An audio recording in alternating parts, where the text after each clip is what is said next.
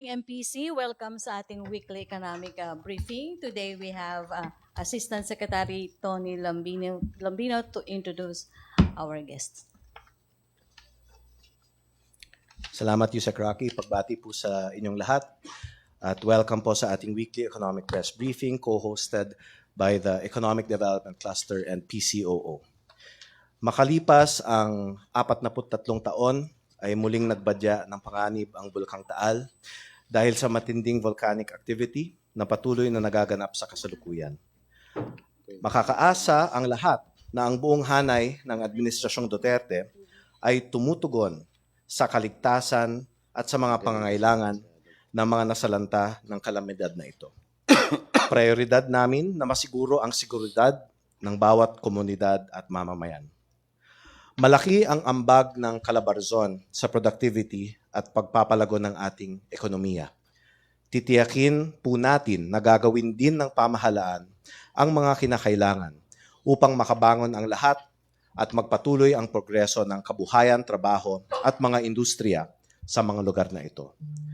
Upang talakayin ang mga paalala at mga aksyon ng gobyerno sa pag-aalboroto ng Bulkang Taal, sa kalusugan ng mamamayan, sa presyo ng bilihin sa merkado, at sa sektor ng agrikultura, makakasama natin ngayong umaga sina Undersecretary Ruth Castelo ng Department of Trade and Industry, Undersecretary Eric Domingo ng Department of Health, at Undersecretary Ariel Cayanan mula sa Department of Agriculture. Yusek Domingo. Okay. Good morning, everybody. Just to update everybody on the status. As of this morning, TAAL Volcano, of course, still on alert level 4.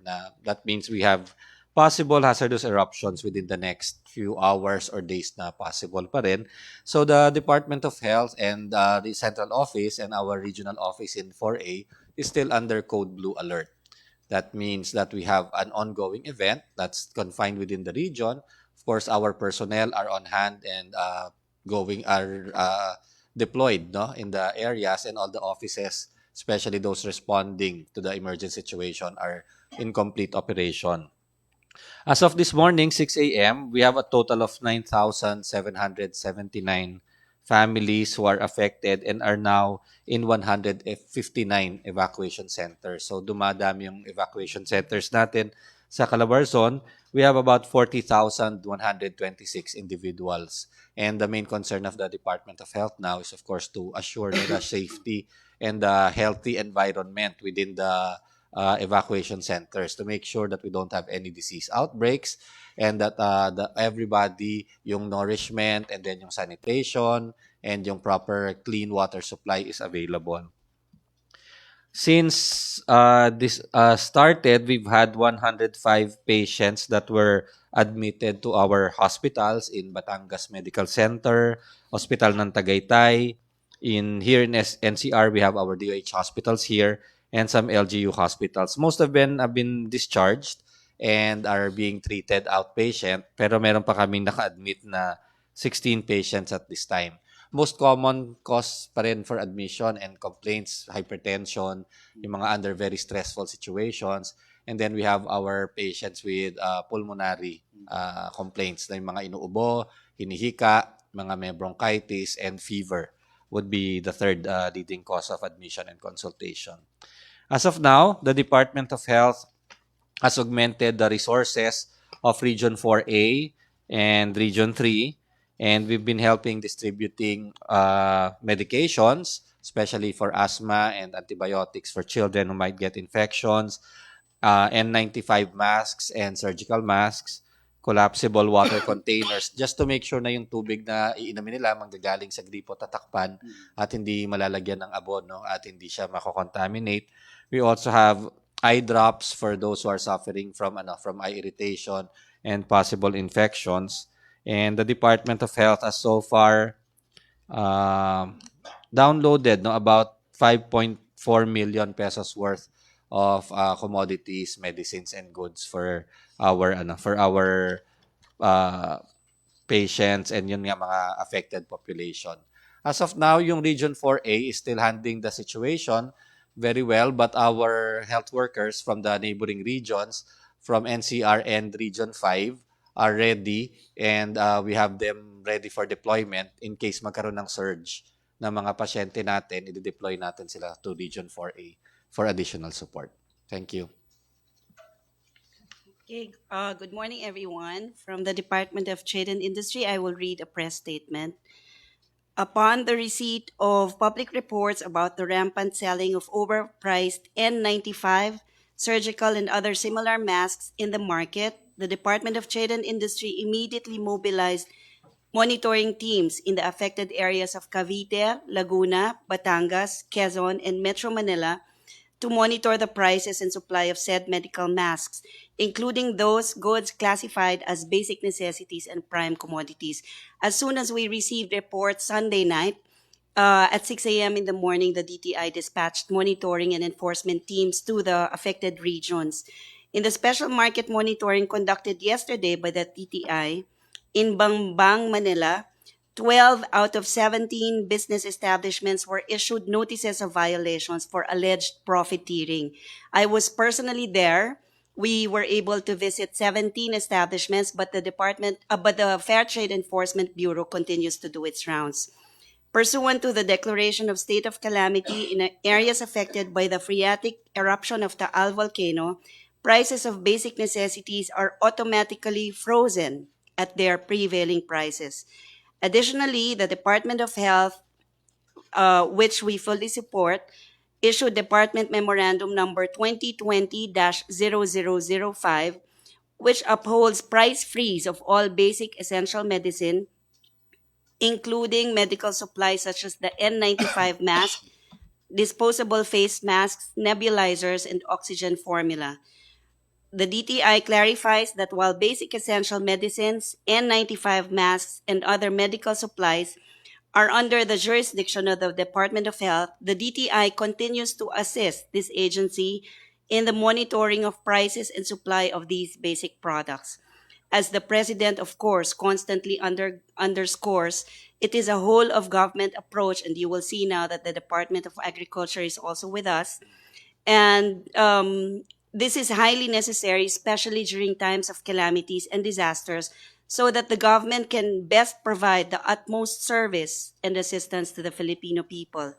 And further to the monitoring efforts of the DTI, we have communicated as well with the suppliers and retailers of medical supplies, such as Mercury Drug, Watson, and South Star Drug, to ensure that there are no unreasonable movement in their prices and that they immediately restock N95 and other medical masks to ensure constant availability of supply in their branches, especially those located in the affected areas.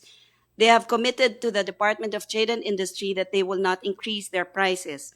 Stocks in their branches and warehouses in non-affected areas have been transferred to the affected areas, such as the Calabar Zone, especially Batangas, NCR, and Region 3, while they were waiting for the arrival of their new stocks.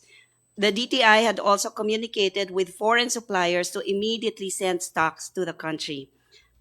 The department strongly reminds retailers to refrain from unreasonably increasing their prices of basic essential medicine or other basic necessities and prime commodities enumerated in the Price Act, including, of course, N95 masks and other medical supplies.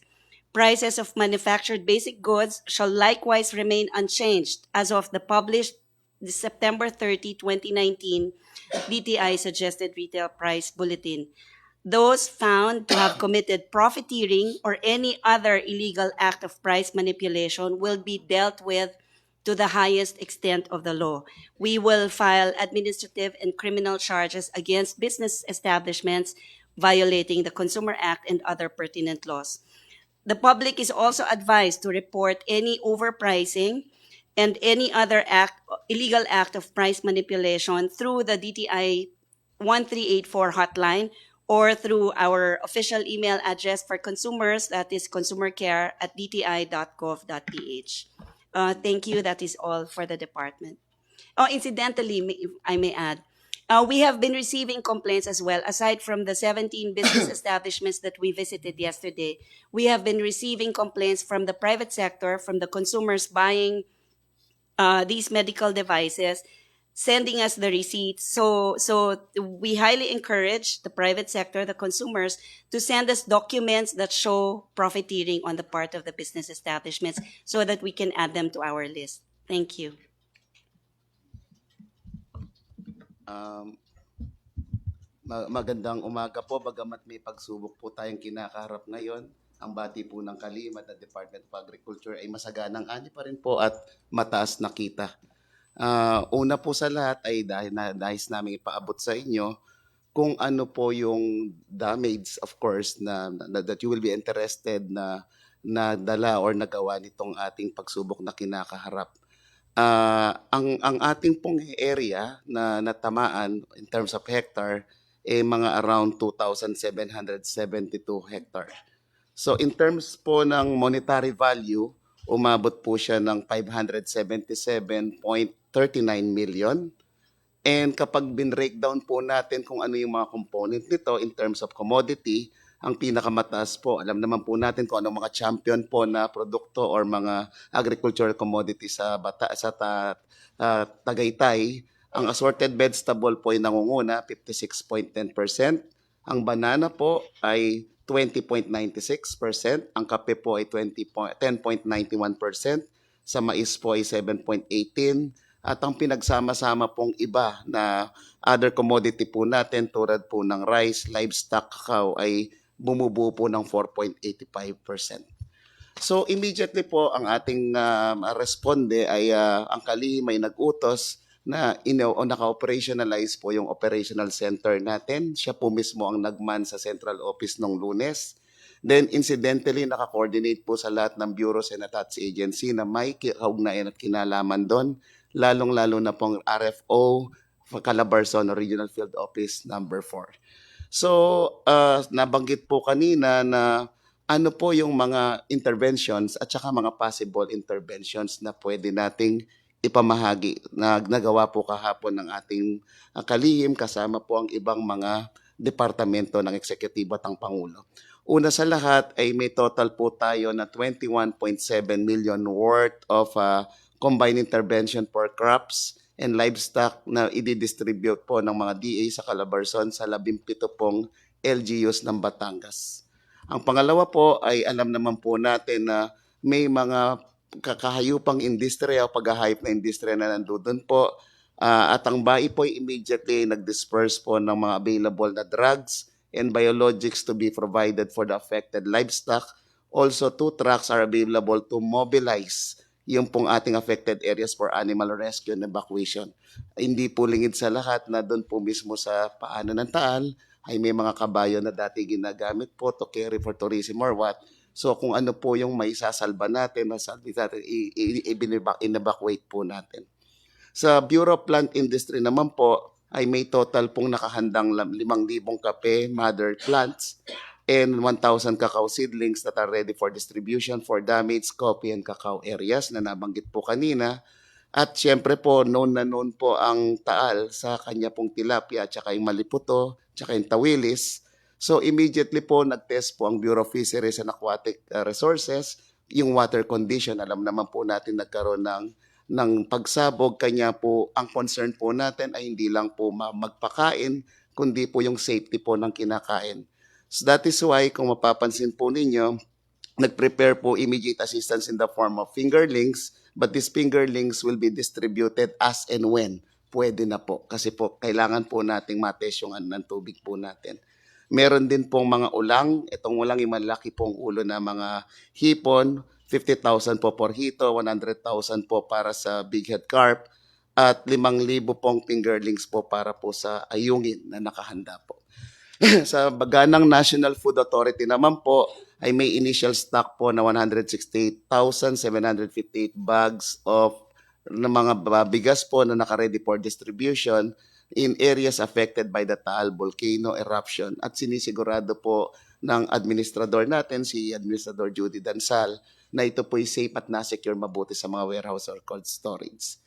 Ang ACPC or ang Agricultural Credit Policy Council po natin has an initial amount of 30 million to provide to rural o Bank of Mount Carmel as funds for implementation of sure aid or survival recovery po.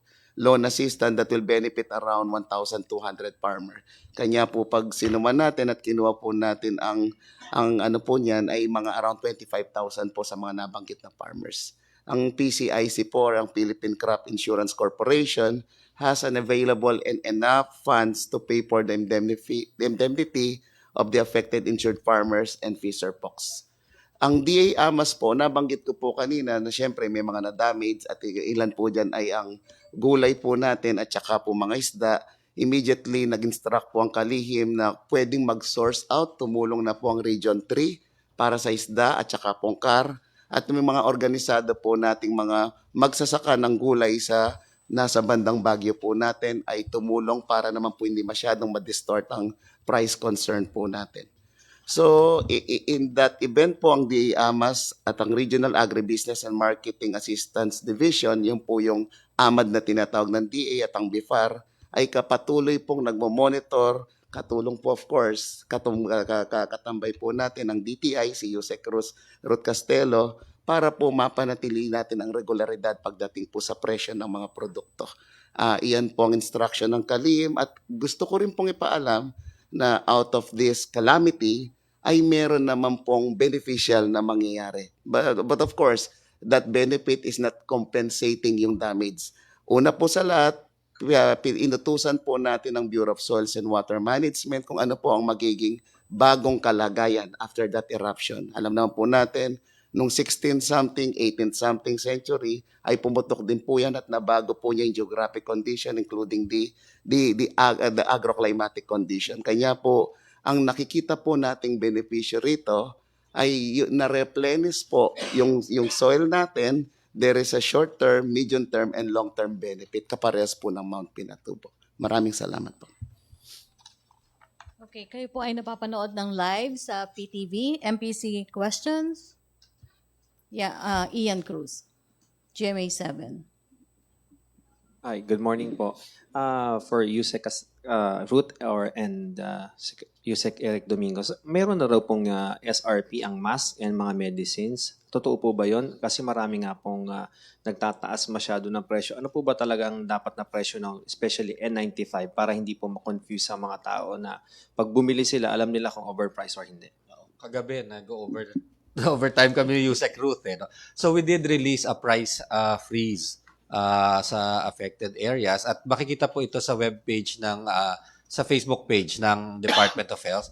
List yon ng lahat ng essential medicines. No? So yung pati yung mga pang high blood, pang diabetes, pang asthma, ito yung mga essential na hindi pwedeng tumaas. Meron siyang range and it includes some devices like yung mask. Yung N95 mask, kung hindi ako nagkakamali, ang price range natin na allowed is 45 pesos to 105 pesos. Kasi ito yung price monitoring natin before the eruption. At if ini-freeze natin yung presyo doon, depende sa brand din kasi, no? Merong iba-iba rin yan. Pero yun yung range and that's the allowable range for that particular commodity. Lahat po ng gamot nakalista rin doon tapos nakalagay din yung price range niya. At hindi maaaring tumaas doon. Yusek Ruth, ibig sabihin kung lagpas doon sa sinasabi ni Yusek Eric Domingo, talagang kakasuhan nyo. Yes. Sa Department of Trade and Industry kasi, we've been setting the SRP for so long sa DOH because of the calamity, the recent calamity. So they set the price ceiling upon recommendation to the President with his approval, of course.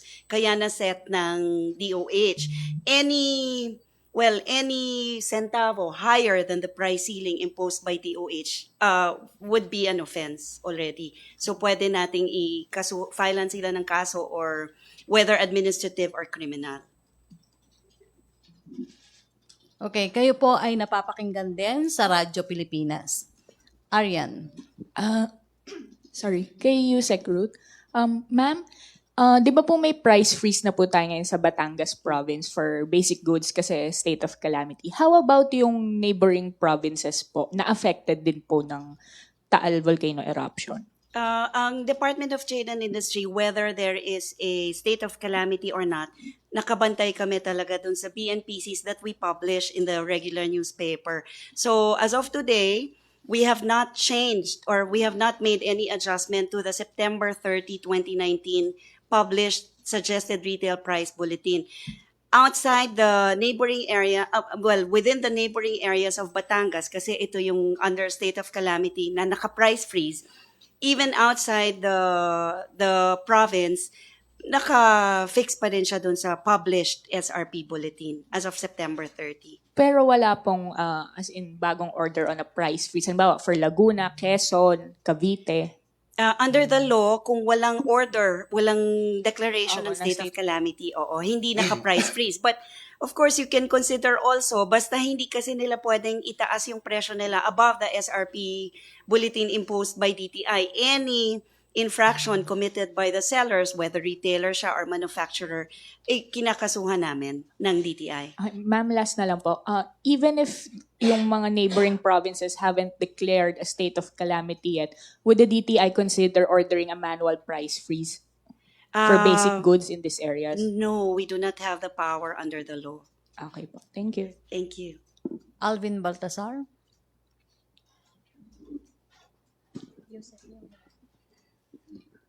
Magandang umaga, Yusek Ruth.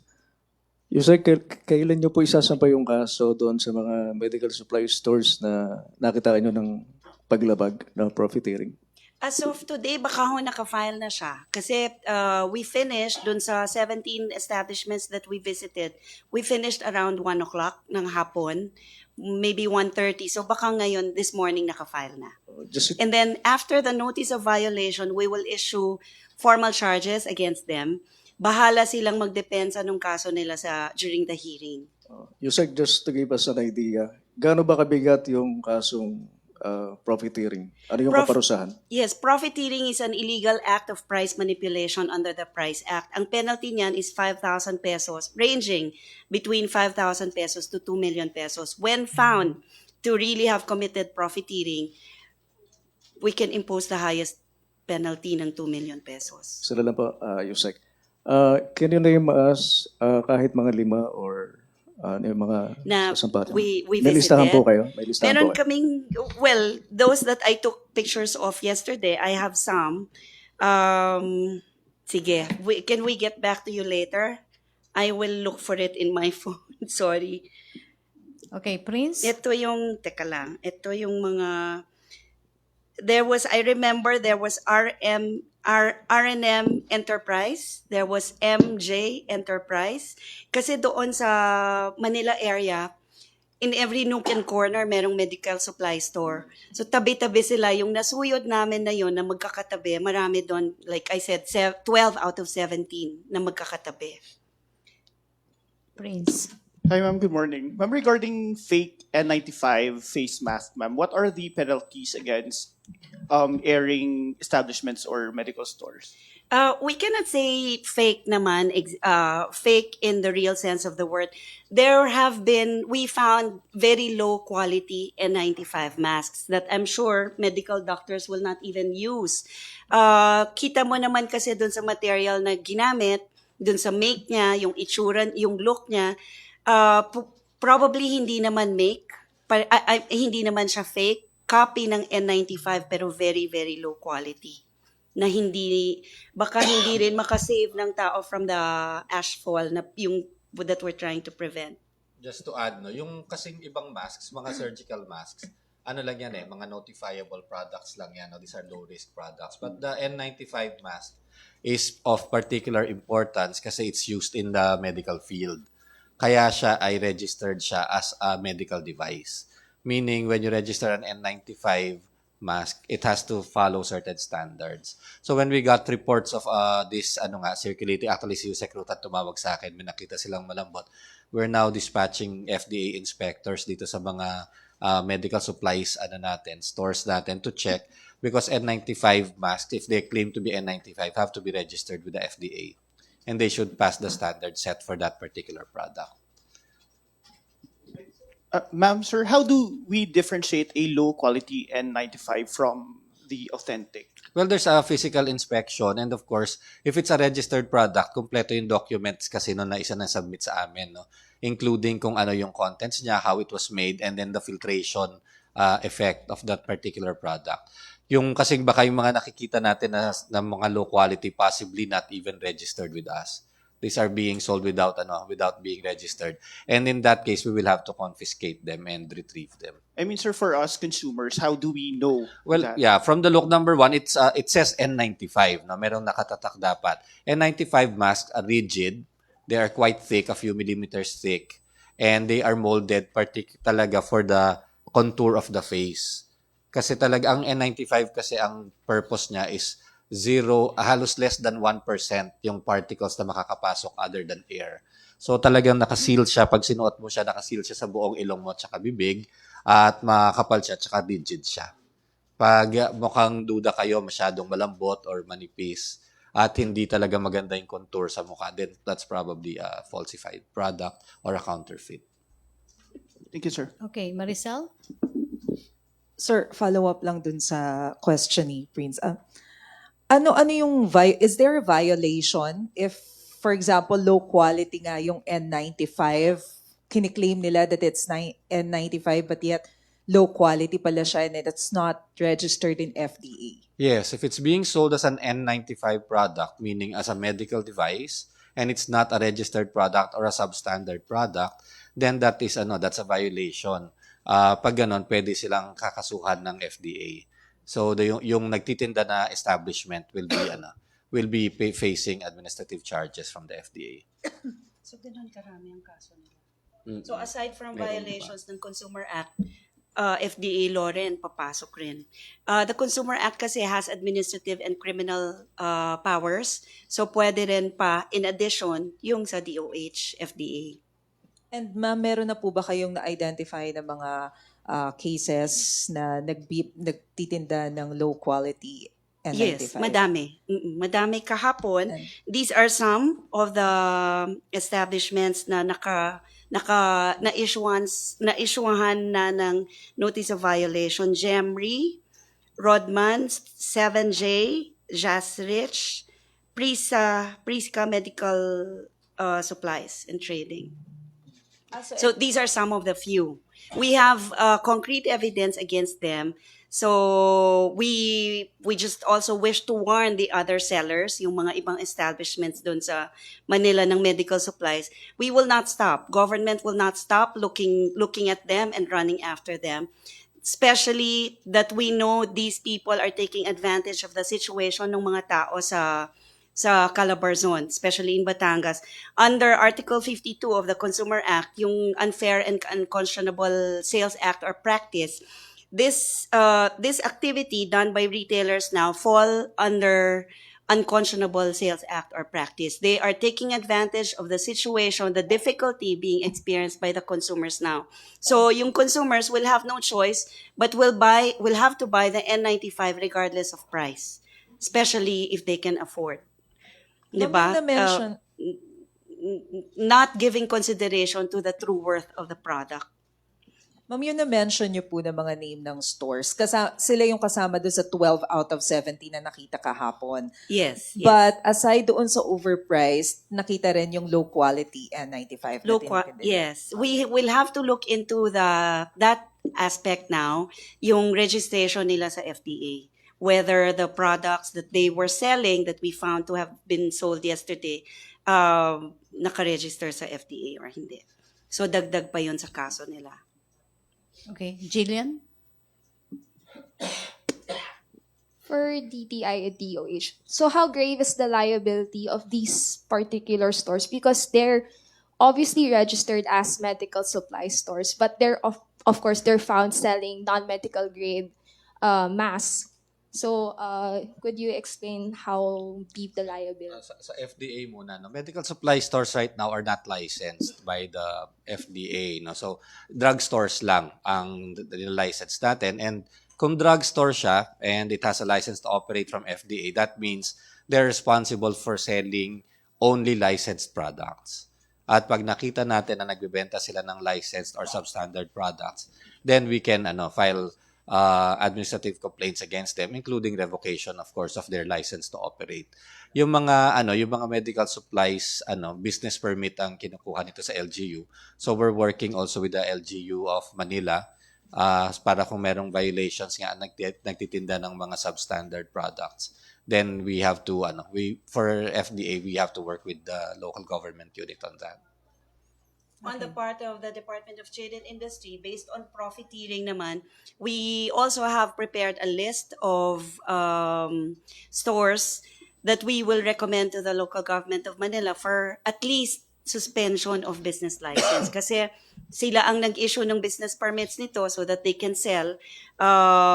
Minimum penalty would be suspension. At least masuspend man lang so that they will learn their lesson. And this is based on profiteering.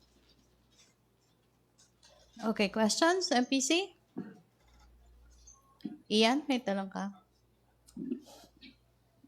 Yusek Ariel, yun pong Tagaytay kilala ito sa pinya, ang Batangas naman yung kaping barako, yung coffee po ano.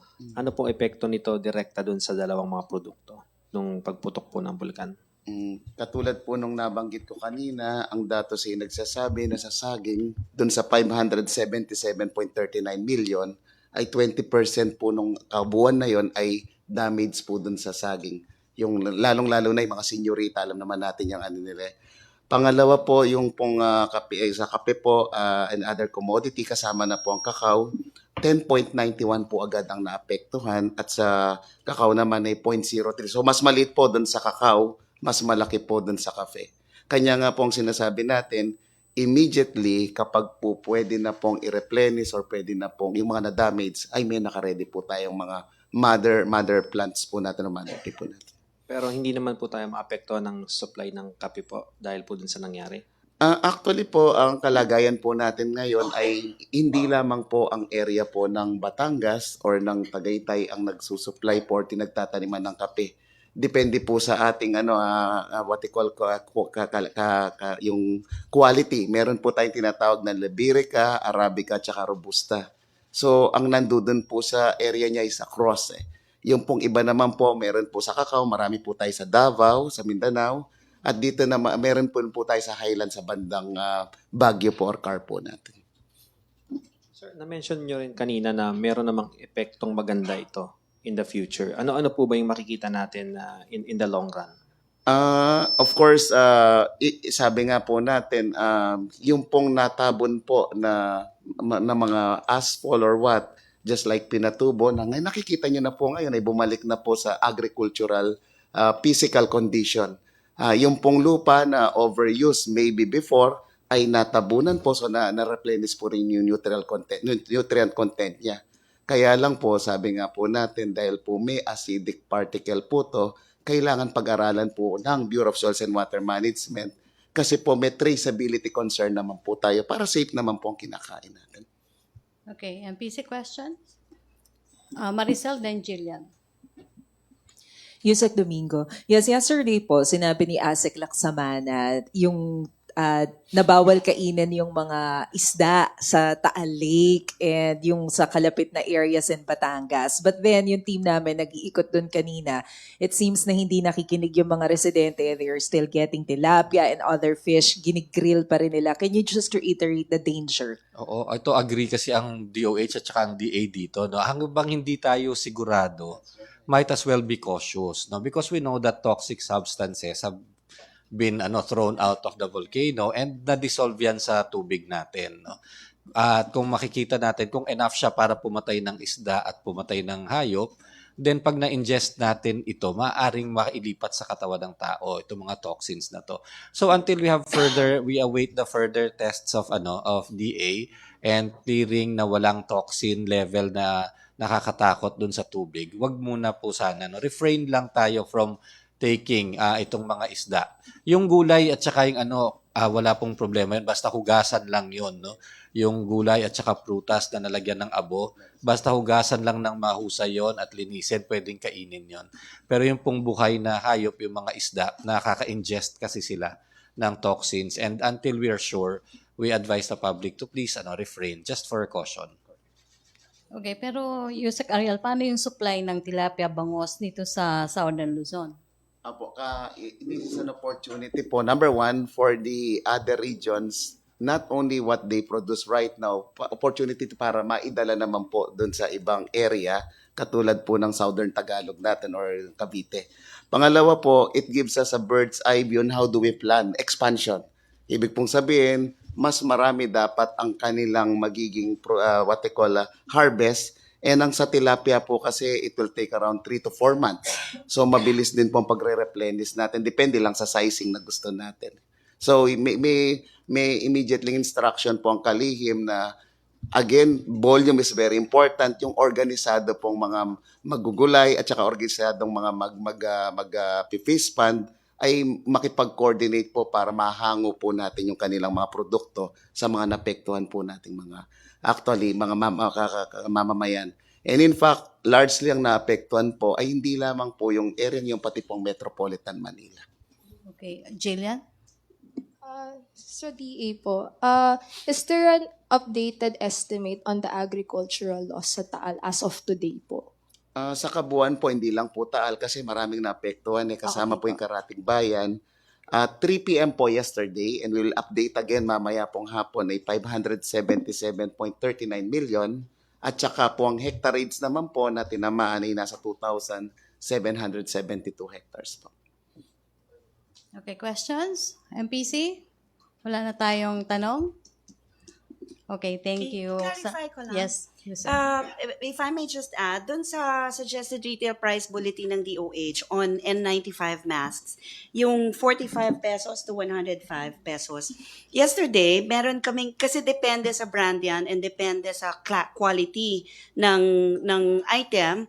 Yesterday, we saw dun sa stores, yung delivery receipts nila, maybe 60, 65 pesos per piece, they sell it at 120 to 150 pesos. So clearly, kung magkano yung profit markup na ginagawa nila, allowed under the law is 10%, pero kung mag 20%, 30% ka na, sobrang klaro ng violation. So again, we issue the warning to the retailers and business establishments that we will not stop running after them, lalo na sa ganitong sitwasyon under the calamity.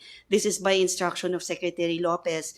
Kailangan talaga namin gawin to also prevent the consumers being taken advantage of. Okay, salamat Yusek Castelo, Yusek Domingo, Yusek Kayanan. Salamat MPC. Balik tayo sa People's Television Network and sa Radyo Pilipinas.